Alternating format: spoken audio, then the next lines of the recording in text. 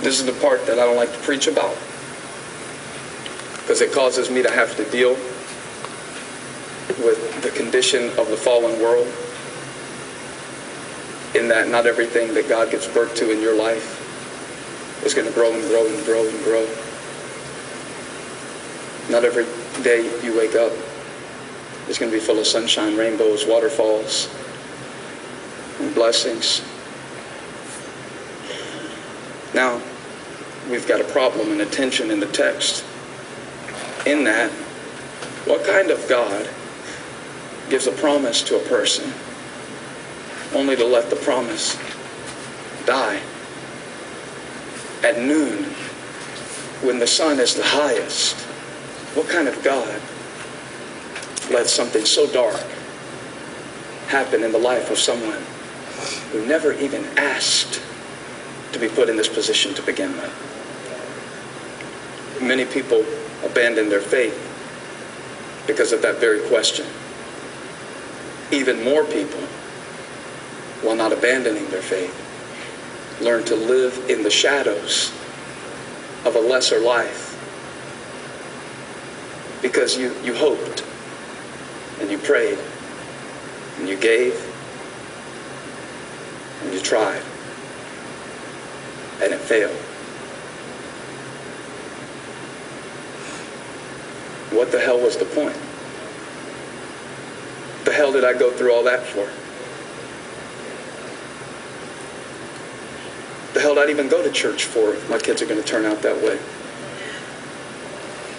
I got a friend right now who was telling me the other day, while all of his friends are dropping their kids off at college, he just dropped his oldest son off at a one-year rehabilitational facility. And as he told me all the things that his son has been through in the last 2 to 3 years, which ended in a court-appointed order for his son to be institutionalized for 1 year, that or prison. And now he drove away from his son thinking to himself, what the hell am I serving God for? What did I even bother to try to raise my kids right for? I may as well have been uninvolved in their life if it's going to turn out like this. If it's going to die anyway.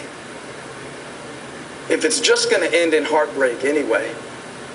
If I'm only going to reach out to somebody to draw back a nub where they chewed through my efforts to try to help them, what's the point in that? And this woman has learned something through the fulfillment of a promise that I want to share with you in the narrative today, that I think is going to speak to somebody who had something in your life that God promised, that died on you, and you're standing there wondering, why did I even bother? Why am I even trying? Why am I even here? Why did I even pray? Why did I waste my faith? See, I'm the kind of guy who doesn't mind working hard for something if it pays off. But when I work hard and when I give my all and when I do my best and it's for nothing, and when I love and when I push and when I press and when I'm going through with my head held high, only to get kicked in the teeth on the other side of my trial by another trial, it makes me wonder, what's the point? I can't stand to feel like my faith was in vain. It's not the trials that bother me, as long as the trials make me stronger. I don't mind pain as long as the pain is for a purpose. But you're going to come up in my house, Elisha, and give me a baby I don't want.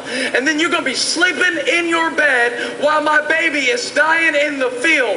And this woman is now at the place where she refuses to plan the funeral. Instead of planning a funeral, we're about to watch this woman expect a miracle.